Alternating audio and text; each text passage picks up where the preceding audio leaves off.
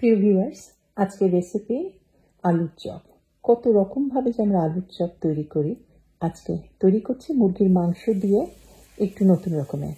আমি অনেক রেসিপিতেই আসলে বলি যে একটু নতুনভাবে, আসলেই কিন্তু নতুন। আমার সাথেই থাকো, একটু নতুনভাবে মজাদার মচমচে মুরগির মাংসের আলুর চপ রেসিপিটা শেয়ার করছি। চপের জন্য আমি মুরগির মাংসের চিকেন ব্রেস্টটা নিয়েছি।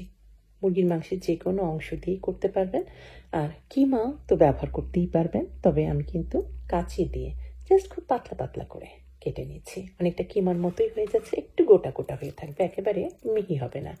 এটাও কিন্তু চপ খাওয়ার সময় মুখে পড়বে, ভালো লাগবে খেতে। মাংস রান্নাটা প্রথমে করে নেব, আর যত চটপটা করে রান্না করা যায় সেই জন্যই আমি তেল দিয়েছি, সাদা তেলই দিয়েছি। আপনারা কিন্তু আবার সর্ষের তেলও ব্যবহার করতে পারেন। পেঁয়াজটা কিন্তু কেটে নিয়েছি একটু মোটা মোটা করে, বড় বড় হয়ে। পেঁয়াজটা কিন্তু একদম সম্পূর্ণ গলে যাবে না, এই জন্য একটু বড় বড় করে কাটা। আদা রসুনের পেস্ট দিয়েছি, আর মশলার মধ্যে দিলাম রসুন গুঁড়া দিয়েছি ধনে গুঁড়া, জিরা গুঁড়া, হলুদ গুঁড়া, লবণ দিয়েছি স্বাদ অনুযায়ী। এখানে মশলা কষানোর কোনোই দরকার নেই, পানি দেওয়ার কোনোই দরকার নেই। আমি মুরগির মাংসগুলি দিয়ে দিয়েছি। এখন মুরগি মাংস রান্না হতে হতেই মশলাটাও কিন্তু একদম কুকড হয়ে যাবে, আর মুরগি মাংস থেকে পানি যথেষ্ট বার হবে। একটু সামান্য পানি ইচ্ছা হলে দিতে পারেন, তবে না দিলেও খুব বেশি অসুবিধা নাই। আর এর মধ্যে যে বললাম যে চটপটা করে একটু রান্না করতে হবে, দিয়ে দিয়েছি সিজনিং মশলা। এটা তো আপনার সুপার মার্কেটগুলিতে পেয়েই যাবেন। সুপের মশলা বা ম্যাগি নুডলসের মধ্যে যে মশলাগুলি আসে সেই মশলাই দিয়েছি। আর এটা দিয়েছি মশলার মধ্যে গরম মশলার গুঁড়া। গরম মশলা গুঁড়া মানে এটা নিজেই তৈরি করেছি। তেজপাতা, দারচিনি, এলাচ আছে, লবঙ্গ আছে, কালো গোলমরিচ আছে, আর কিছুটা আমি দিয়েছিলাম জিরা। জিরার একটা সুগন্ধ এই গরম মশলার মধ্যে পাওয়া যাবে। পানিটা সম্পূর্ণ শুকিয়ে গেছে, মুরগির মাংস সম্পূর্ণ সেদ্ধ হয়ে গিয়েছে। এখন দিয়ে দিলাম ধনেপাতা কুচি। ধনেপাতা আবার আপনার কাঁচামরিচ কুচিও দিতে পারেন, শুকনা মরিচও একটু দিতে পারেন। যে যেমনভাবে এটা রান্না করবেন, যত রকমভাবে করা যায়। আবার কাবাব মশলা রেডিমেড যেগুলি পাওয়া যায় সেগুলো ব্যবহার করতে পারেন। আর সব শেষে একটু টক টক ভাবের জন্য দিয়েছি লেবুর রস। ব্যাস, খুব চটপট করে চটপটা স্বাদে মুরগির মাংস রান্নাটা হয়ে গেল। আমি এখানে প্রায় 500 গ্রামের মতো আলু নিয়েছি, সেদ্ধ আলু। এখন ভালোভাবে চটকে নিতে হবে, যাতে একেবারে মসৃণভাবে হয়ে যায়। এটাতে যেন কোনো দানা না থাকে বা কোনো গোটা দলা না থাকে। আমি তো হাতে চটকে নিচ্ছি, আপনারা কিন্তু ইচ্ছা করলে আবার যে গ্রেটার আছে না, যে সবজি করে যে গ্রেটার, সেটা দিয়েও কিন্তু গ্রেট করে নিতে পারেন। বলেছিলাম না একটু নতুন করে নতুনভাবে আলুর চপ তৈরি করছি। এই যে আর একটা জিনিস করছি, পেঁয়াজ দিয়েছি, পেঁয়াজ কুচনো, এবার একটু গোল গোল করে কেটে নিয়েছি।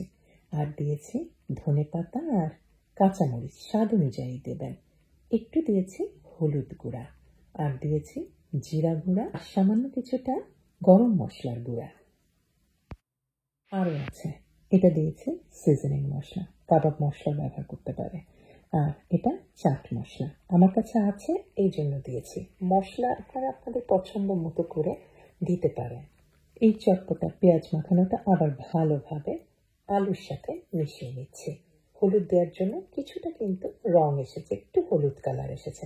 চপটা কিন্তু দেখতে ভালো লাগবে। আরও একটা উপকরণ দিচ্ছি, গাওয়া ঘি। আমি এটা নিজে তৈরি করেছি। এই গাওয়া ঘিয়ের যে সুগন্ধটা আলুর মধ্যে একদম মিশে যাচ্ছে, এটা চপটাকে খুব স্পেশাল করবে। আমি যে এত ইনগ্রেডিয়েন্ট দিয়েছি, 13 রকমের জিনিস, সবই যে দিতে হবে এমনও কিন্তু কথা নাই। কিন্তু আপনারা শিখে রাখেন, এভাবেও চপ তৈরি করা যায়, এইভাবেও এই ইনগ্রেডিয়েন্টগুলি চপ তৈরিতে ব্যবহার করা হয়। আর এই আলুর মধ্যেই আমি মিশিয়ে নিলাম যে মুরগির মাংসটা রান্না করেছি, সেটা সম্পূর্ণটা। আর কিছুটা বাইন্ডিং এর জন্য এখনই আমি দিচ্ছি চালের গুঁড়া। আপনারা বেসনও কিন্তু দিতে পারেন। আমি দিয়েছি এখানে 1 টেবিল চামচের মতো।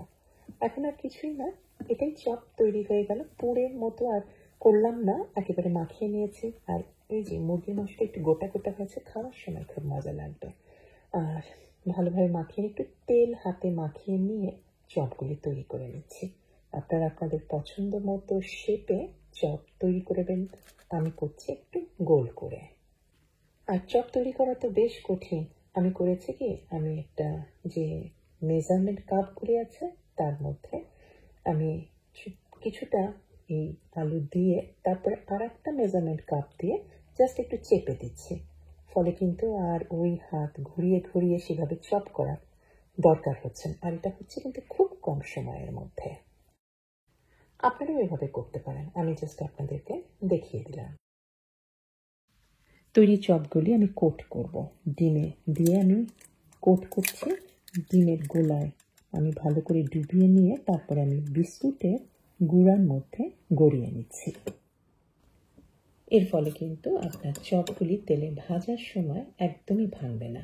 আর এই ডিমের বদলে আপনারা ইচ্ছা করলে কিন্তু একটু বেসন বা ময়দা মাখিয়ে এরকম ডিমের মতো পাতলা করে গলিয়ে নিয়ে তার মধ্যে ডুবিয়ে তারপরে বিস্কুটের বা ব্রেড ক্রামের মধ্যে গড়িয়ে নিতে পারে। কিছু চপ তো ভেজে দেখাবো, আর বাকিগুলি আমি রেখে দেব ডিপ ফ্রিজে। একেবারে ঠিক থাকবে, জিপলক ব্যাগে ফ্রোজেন অবস্থায় আমি সংরক্ষণ করতে পারবো 2-3 মাসের মতো। চপ ভাজার কি বলবো, জাস্ট তেল ভালোভাবে গরম করে নিয়ে, আমি ভাসা তেলেও কিন্তু ভাজছি না, কারণ কোট করা আছে বলে কিন্তু ভাসা তেলে ভাজার কোনো দরকার হয় না। একটু শ্যালো তেলেই কিন্তু মচমচে করে ভাজা যাবে, একদমই কিন্তু ভাঙবে না, গলবে না। আমি জাস্ট একবার করে উল্টিয়ে নিয়ে লাল লাল হয়ে গিয়েছে, তৈরি হয়ে গেল মজাদার আমার মুরগির মাংসের চটপটা স্বাদের আলুর চপ।